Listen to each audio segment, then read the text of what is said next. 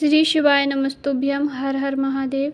आज के बहुत ही अच्छे और बहुत ही आसान उपाय हैं। यदि आप रोज़ मंदिर जाते हैं तो आपको 4 बेलपत्र वाला बहुत ही अच्छा उपाय है। इस उपाय को आप रोज़ भी कर सकते हैं और अगर आप जब भी आप मंदिर जाएं तब इस उपाय को आप कर सकते हैं। इसमें आपको 4 बेलपत्र लेनी है और 1 लोटा शुद्ध जल लेना है।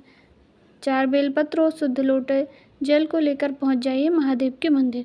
यदि आपको बेलपत्र नहीं मिलती है तो आप शिवलिंग पर से 4 बेलपत्र उठा लीजिए और उनको धोकर उनका प्रयोग कीजिए। तो करना क्या है आपको, सबसे पहले आप पहुंच गए हैं मंदिर, उसके बाद 1 लोटा जो शुद्ध जल लेकर गए हैं उसको जैसे आप रोज़ चढ़ाते हैं, सबसे पहले गणेश जी के स्थान पर, जहाँ शिवलिंग में गणेश जी का स्थान होता है वहाँ पर पहले जल समर्पित कीजिए। फिर स्वामी कार्तिकेय के स्थान पर कीजिए। फिर माता अशोक सुंदरी के स्थान पर जल समर्पित कीजिए। फिर जो पार्वती माता का हस्त कमल है शिवलिंग में वहाँ पर समर्पित कीजिए और फिर पूरा जल शिवलिंग पर समर्पित कर दीजिए। आपने जल समर्पित कर दिया, उसके बाद चारों बेलपत्र को लेना है। उसमें से 1 बेलपत्र आपको उठानी है और तीनों पत्तियों पर, अगर आपके पास चंदन है, कोई सा भी चंदन आप लेकर गए हैं, तो 1-1 बिंदी लगा लीजिए तीनों बेलपत्र पर। और जो जहाँ पे बेलपत्र के तीनों भाग मिले हुए हैं वहाँ से पकड़ करके आपको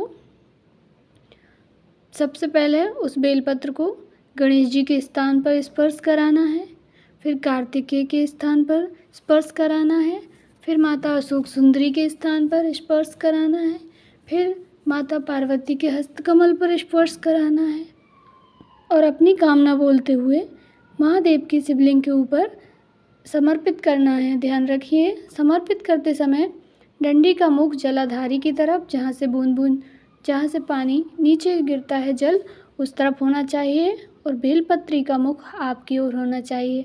आप शिवलिंग के नॉर्थ डायरेक्शन में बैठे हुए हैं या खड़े हुए हैं, जैसे भी हैं, जहाँ से आपकी तरफ बेलपत्र का मुख होना चाहिए और विपरीत दिशा में डंडी का मुख होना चाहिए। 1 बेलपत्र आपने समर्पित कर दी। दूसरी बेलपत्र लीजिए, उसको माता अशोक सुंदरी के स्थान पर समर्पित करना है। माता अशोक सुंदरी के स्थान पर जब आप समर्पित करें तो बेलपत्र का मुख शिवलिंग की ओर होना चाहिए और डंडी का मुख जहाँ से जल नीचे गिरता है उस तरफ होना चाहिए। अब आपके पास 2 बेलपत्र बची हैं, उनको लेकर नंदी महाराज के पास पहुँच जाइए। नंदी महाराज के पास जाकर अपनी मनोकामना कहिए और जो 1 बेलपत्र है उसको नंदी महाराज का जो उठा हुआ पैर होता है वहाँ पर अपनी कामना करके समर्पित कीजिए। वहाँ पर जब आप बेलपत्र समर्पित करें तो बेलपत्र की डंडी का मुख नंदी की तरफ होना चाहिए और बेलपत्र की जो पत्ती है उसका मुख भोलेनाथ की तरफ, जहाँ से नंदी बैठे हैं उनके ठीक सामने होना चाहिए। और दूसरी बेलपत्र को नंदी महाराज के सींग पर समर्पित करना है। उसमें आपको डंडी का, जब आप नंदी महाराज के सींग पर बेलपत्र समर्पित करें तो डंडी का मुख शिवलिंग की तरफ होना चाहिए और बेलपत्री का जो भाग है वो नंदी महाराज की तरफ होना चाहिए। ऐसे बेलपत्र समर्पित कीजिए। इस उपाय को करने से आपकी मनोकामना बहुत जल्दी पूर्ण होती है और भोलेनाथ आपका हाथ पकड़ लेते हैं, हाथ पकड़कर आपको आगे बढ़ा देते हैं। यह बहुत ही अद्भुत उपाय है, इसको आप डेली कीजिए। अगर आप रोज़ मंदिर जाते हैं तो इस उपाय को आप डेली कीजिए, आपकी मनोकामना शीघ्र पूर्ण होगी। भोलेनाथ आपको हाथ कभी नहीं छोड़ेंगे। आइए बढ़ते हैं दूसरे उपाय की तरफ। इसमें अगर आप कोई मनोकामना पूर्ति के लिए कर रहे हैं तो आप अगर धतूरे के पुष्प का उपाय कर रहे हैं, आप धतूरे के पुष्प को शिवलिंग पर चढ़ाते हैं मनोकामना पूर्ति के लिए, तो आपको ध्यान दीजिएगा, सृष्टि जिस प्रकार से चल रही है उसी क्रम में आपको सारे उपाय करने होते हैं, नहीं तो फल नहीं मिलता। फिर हम सोचते हैं कि हमारा फल नहीं मिल रहा, हमारी मनोकामना पूर्ण नहीं हो रही है। गुरुदेव जी तो कहते हैं कि सबकी मनोकामना पूर्ण होती है, तो हो सकता है आप गलती कर रहे हों। तो आपको धतूरे के पुष्प अगर आप चढ़ाते हैं, शिवलिंग पर समर्पित करते हैं, तो ध्यान रखिएगा, सबसे पहले आपको 1 लोटा शुद्ध जल समर्पित करना है। उसके बाद आपके पास धतूरे के पुष्प में, आपको पता ही होगा कि धतूरे का पुष्प शिवलिंग में सिर्फ 2 स्थानों पर समर्पित होता है, एक देवाधिदेव महादेव की शिवलिंग पर और एक माता अशोक सुंदरी स्थान पर। तो जब आप शिवलिंग पर धतूरे के पुष्प को समर्पित करें तो उसका जो खिला हुआ भाग है वो आपकी ओर होना चाहिए। जिस ओर से आप समर्पित कर रहे हैं खिला हुआ भाग आपकी तरफ होना चाहिए और जो डंडी है पुष्प की वो आपकी अपोजिट दिशा में होनी चाहिए। और जब आप अशोक सुंदरी माता के स्थान पर समर्पित करें तो जो खिला हुआ भाग है पुष्प का वो भोलेनाथ के शिवलिंग की ओर होना चाहिए और उसके पुष्प की जो डंडी है वो जहाँ से जल नीचे गिरता है जलाधारी उस ओर होना चाहिए। ऐसे धतूरे के पुष्प को आप समर्पित करेंगे तो आपकी बड़ी से बड़ी मनोकामना शीघ्र पूर्ण होती है। धतूरे का पुष्प भोलेनाथ को बहुत प्रिय होता है, इसलिए अगर आप धतूरे का पुष्प भोलेनाथ को समर्पित कर रहे हैं और अपनी कामना पूरी करवाना चाहते हैं तो धतूरे के पुष्प को इस तरह से समर्पित कीजिए।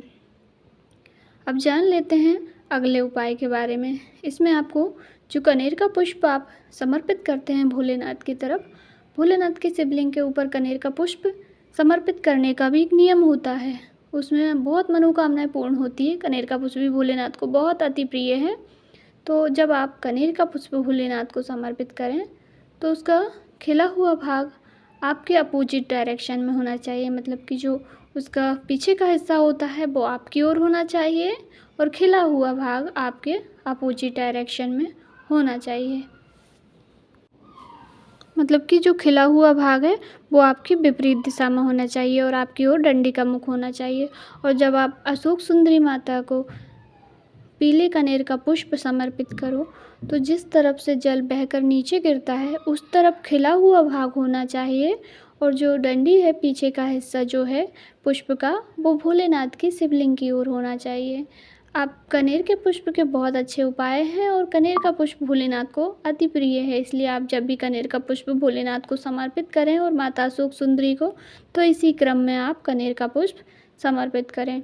अब बढ़ते हैं अपने कथा के अगले उपाय की तरफ जो कि नौकरी के लिए हैं। आप परेशान हो गए हैं, आपकी नौकरी नहीं लग रही है, सर्विस नहीं लग रही है, बहुत सारे उपाय कर लिए, हो सकता है आपसे कोई गलती हो गई हो, तो आप क्रम समझ लीजिए। इसमें आपको 1 लोटा शुद्ध जल लेना है और 1 धतूरा लेना है। दोनों को लेकर पहुंच जाना है महादेव जी के शिवलिंग पर। पहले आप 1 लोटा जो शुद्ध जल है उसको समर्पित कर दीजिए भोलेनाथ के शिवलिंग पर। उसके बाद आपको धतूरा समर्पित करना है। ध्यान रखिएगा धतूरा आपको कैसे समर्पित करना है। जब आप धतूरा समर्पित करो तब जो कांटे होते हैं वो आपकी ओर होने चाहिए। और धतूरे की जो डंडी होती है जहाँ से हम तोड़ के लाते हैं उसका मुख आपके अपोजिट होना चाहिए, मतलब कि विपरीत दिशा में होना चाहिए। ध्यान रखिएगा कांटे का मुख आपकी ओर ही होना चाहिए। धतूरा चढ़ाने का जो नियम है ना बहुत ही अद्भुत है।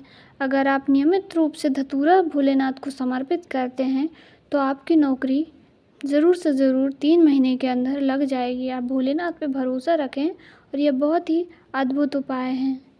अगर आपको जानकारी अच्छी लगी हो तो प्लीज़ वीडियो को लाइक करें और चैनल को सब्सक्राइब करें।